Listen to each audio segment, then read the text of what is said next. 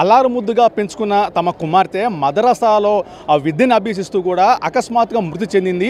తమ బిడ్డ మృతికి గల కారణాలు వెలుగులోకి తీసుకురావాలని కోరుతూ కూడా ఈ రోజున తెలుగుదేశం పార్టీ జాతీయ కార్యాలయంలో ముఖ్యమంత్రి చంద్రబాబు కలిసేందుకు కూడా కొంతమంది కుటుంబ సభ్యులు వచ్చారు. ఒకసారి వాళ్ళతో అడిగి మరిన్ని వివరాలు తెలుసుకుందాం. సార్, ఏంటి, ఎలా జరిగింది, అది మీది ఏ ఊరు, ఎక్కడి నుంచి వచ్చారు?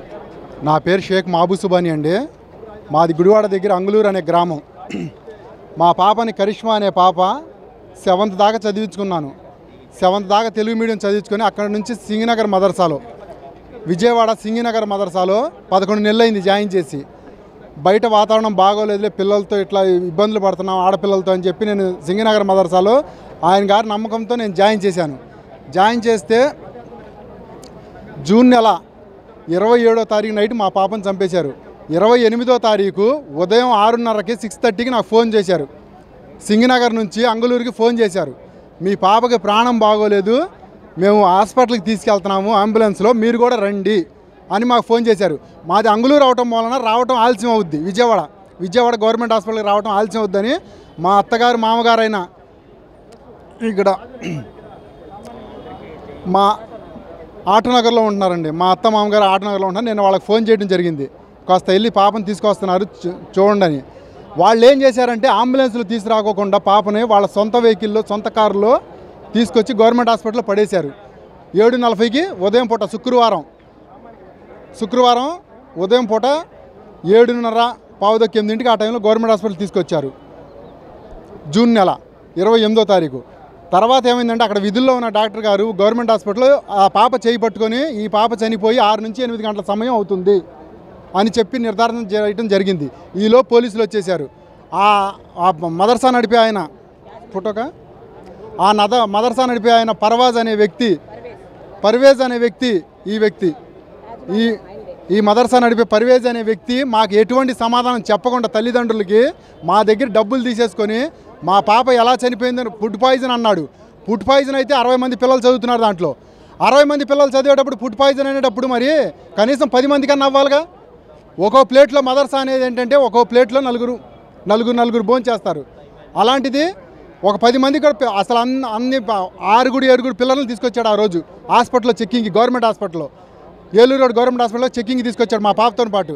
తీసుకొస్తే ఈ పిల్లలకి ఎటువంటి అనారోగ్య సమస్యలు లేవని అక్కడున్న డాక్టర్లు గారు చెప్పారు. పిల్లలందరూ ఎవరిళ్ళకి వాళ్ళు వెళ్ళిపోయారు. పోలీసులు మాకు న్యాయం చేస్తారని ఇన్ని రోజులు పోలీస్ స్టేషన్ చుట్టూ తిరిగాం. ఏ పిల్లని కూడా వెళ్ళి పోలీసులు అనేవాళ్ళు అసలు పోలీసులు అనేవాడు ఏ పిల్లకి కూడా ఇంటికి వెళ్ళి విచారణ చేయాలా వద్దా? అమ్మ ఏం జరిగింది, ఆ నైట్ ఏం జరిగింది, 27వ తారీఖు ఏం జరిగింది, 26వ తారీఖు ఏం జరిగింది, 28 ఇట్లా అంటున్నారు. ఒక పాప వచ్చి మా పాపనికి ఆ రోజు 27వ తారీఖు సాయంత్రం, గురువారం, 27 అంటే గురువారం, 28 అంటే శుక్రవారం, 27వ తారీఖు సాయంత్రం మా పాపని సాయంత్రం 7ంటికి కింద దించారంట. అది 2 స్టేర్లు, 5 స్టేర్లో పిల్లలు ఉంటారు, కిందేమో యాజమాన్యం ఉంటుంది, వంట కార్యక్రమం మొత్తం యాజమాన్యం కింద ఉంటుంది. మా పాపని కింద దించుతున్నారంట.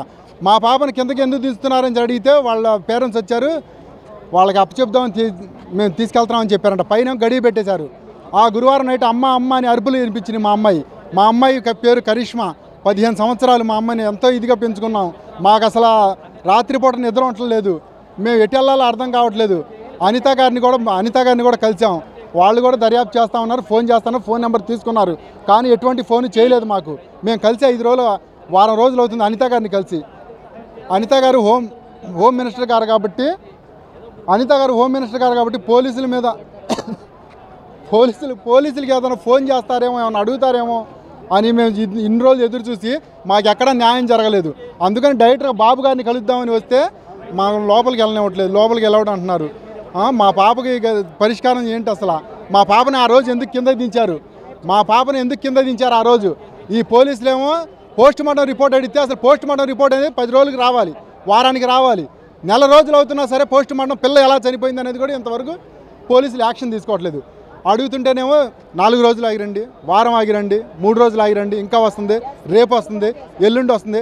అసలు ఏమైనా డబ్బులు తినేశారా? ఆ పర్వాజ్ అనే వ్యక్తి దగ్గర ఏమైనా డబ్బులు తిన్నారనేది మా అనుమానం. అసలు మా పాప చనిపోయి ఇంత మనోవేదన పడుతున్నాము, మాకు న్యాయం చేస్తారు బాబు గారు అని చెప్పి, బాబు గారే మాకు న్యాయం చేయాలని చెప్పి మేము ప్రాధాయపడుతున్నాం సార్. అది మీరు చెప్పండి. అంటే మద్రాసాలో ఉన్నటువంటి మీ కుమార్తె అర్ధాంతరంగా చనిపోయింది, మీకు ఎవరి మీద అనుమానం ఉందా? మీ కుమార్తె అంటే మీకు ఏమన్నా ఎటువంటి సమస్యలు ఎదుర్కొంటే మీకు ఏం చెప్పారు?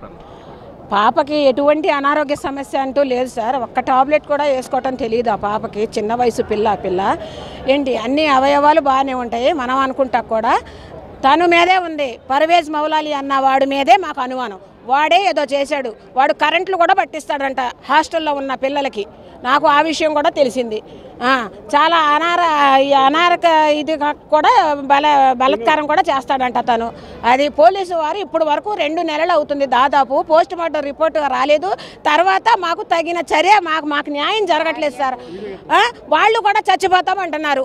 ఇప్పుడు తల్లి తండ్రి మా బిడ్డ లేనప్పుడు మాకు న్యాయం జరగనప్పుడు అందరి పేర్లు రాసి మేము కూడా మా పల్లె దగ్గరికి మేము వెళ్ళిపోతామని ఘోరంగా ఏడుస్తున్నారు సార్. లాస్ట్కి ఇక్కడ కూడా వచ్చాం మాకు న్యాయం జరగాలని బాబు గారికి చెప్పి. మీ డిమాండ్ ఏంటి ఇప్పుడు? మీకు ఏం చేస్తే న్యాయం జరిగిద్దని మీరు భావిస్తున్నారు? వాడికి ఉరిశిక్ష వేయాలి. ఇంకొక బిడ్డకి ఇలాంటి సమస్య రాకూడదు. ఎవరి పిల్లలైనా ఒకటే. వాళ్ళ పిల్ల ఒకటి నా పిల్ల ఒకటి కాదు కదా సార్. అందరూ ఎవరైనా ఆడపిల్లలను పెంచాలంటే చాలా సంరక్షణలో పెంచుకోవాల్సి వస్తుంది. అట్లాంటి లేడీస్ ఒక హాస్టల్లో వేస్తే నువ్వు చేసిన ఘనకార్యం మాకు ఇదే. ఆడపిల్ల గురించి ఇంకెక్కడ పెట్టి పెంచుకుంటాం సార్ ఆడపిల్లల్ని? కంటమే తప్ప ఆడపిల్లల్ని. ఏ ఒక్క ఆడపిల్లల్ని సంరక్షణ లేదే స్కూల్లో ఉంటుంది అంటారు. స్కూల్లో చదివించాం 7th వరకు. తర్వాత మా ఆలిం కోర్సు నేర్చుకోవటం కోసం ఒక 5 సంవత్సరాల టైం పట్టుద్ది. ఆ 5 సంవత్సరాల కోసం వేస్తే 3 నెలలకే పరిమితం చేసేసావు నువ్వు పిల్లని తీసుకెళ్ళి. నువ్వేం చేసావు? నువ్వు ఎక్కడున్నావు? నీ మద్రసా సీజ్ చేయాలి. అది నాన్ పర్మిషన్ అంట. పర్మిషన్ లేదంట. నువ్వు ఎలా నడుపుతున్నావు అన్న మద్రసాని? మాకు వివరాలు కావాలి. తగిన చర్యలు పోలీసు వారు వెంటనే తీసుకోవాలి.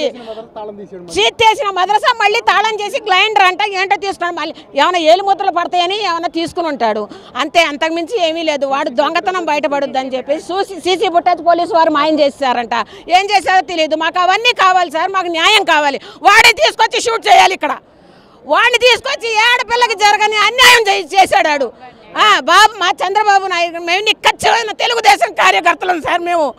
మేము గుడివాడ రాము గారి తాలూకా మనుషులు. మేము నిక్కచ్చమైన ఎంతో కష్టపడి మేము 25,000 గడపని టచ్ చేసి మా బాబు గారిని గెలిపించుకున్నాం. ఆయన మాకు న్యాయం చేస్తారని ఇక్కడ దాకా వచ్చాం సార్. మేము మద్రసాలో విద్యను అభ్యసిస్తున్నటువంటి తమ కుమార్తె అర్ధాంతరంగా చనిపోయిన నేపథ్యంలో పోలీసులను అడిగినప్పటికి కూడా మరణానికి గల కారణం అయితే చెప్పలేదు. అయితే మద్రసా నిర్వాహకుడు మాకు అనుమానం ఉన్న నేపథ్యంలో అతని పైన మేము ఫిర్యాదు చేసినప్పటికీ కూడా పోలీసులు పట్టించుకోవట్లేదు. ఈ క్రమంలోని చంద్రబాబు నాయుడు గారిని కలిసి తమ యొక్క గోడును వెళ్ళబోసుకునేందుకు వచ్చామని ఎవరైతే ఆ మద్రసా నిర్వాహకుడు ఉన్నాడో అతని మీద తగు చర్యలు గైకొని అతని కఠినమైనటువంటి శిక్ష విధించి కూడా తమ బిడ్డకి ఆత్మశాంతి కలిగించాలి. అప్పుడే మాకు సంతోషంగా ఉంటుందని కూడా ఇక్కడ చేసినటువంటి ఆ బాధితులు అయితే తమ ఆవేదన వ్యక్తం చేస్తున్నటువంటి పరిస్థితి. కెమెరామ్యాన్ చంటితో వరప్రసాద్, మంగళగిరి జాతీయ కార్యాలయం నుంచి. మరిన్ని వీడియోస్ కోసం ఛానల్ ని సబ్స్క్రైబ్ చేయండి. లేటెస్ట్ అప్డేట్స్ కోసం వాట్సాప్ ఛానల్ ని ఫాలో చేయండి. అండ్ లింక్ డిస్క్రిప్షన్ లో ఉంది.